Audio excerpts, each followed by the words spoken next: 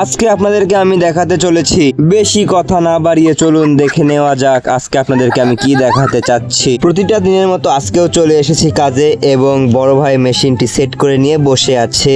অপর পাশে কালকে দুপুর থেকেই শাটারটিও এইভাবেই বসে আছে। ঠিক তার অপর পাশে শাটারের উপর উঠে আমিও বসে আছি।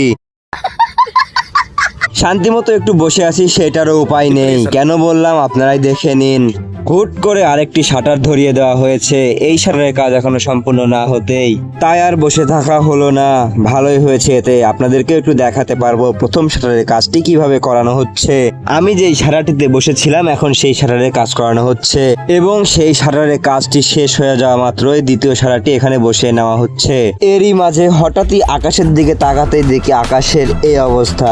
আল্লাহ জানে এটা কি আর কেমন এমন হয়েছে। জীবনের প্রথম এমনটা দেখলাম, আজ পর্যন্ত কখনো এমন দেখি নাই। আপনারা যদি কেউ এমনটা দেখে থাকেন অবশ্যই কমেন্ট করে জানাবেন।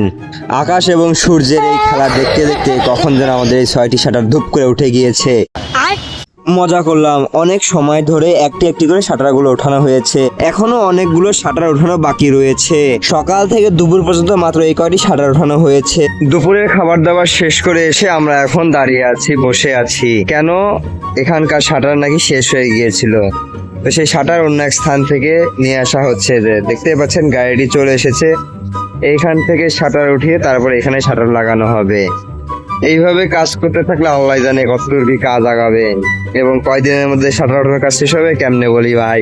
এখন শাটারটা উপরে উঠে চলে এসেছে, আমি এক লাফ দিয়ে ধাপ করে শাটারের উপর লাফিয়ে পড়বো।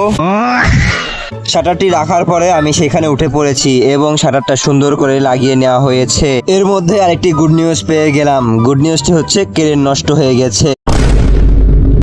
কালকে থেকে এখানে কাজে আসার পর থেকে কিছু না কিছু একটা সমস্যা লেগেই আছে। লেগে থাকলে সমস্যা নাই, এখন মেশিনপত্র গুছিয়ে নিয়ে ডাইরেক্ট বাসায় চলে যাব। कौन है ये लोग, कहाँ से आते हैं? যেইখান থেকে এসেছি সেইখানেই চলে যাব। ভিডিওটি আজকে এখানে শেষ করছি। ধন্যবাদ সবাইকে, চ্যানেলটি সাবস্ক্রাইব করে রাখুন।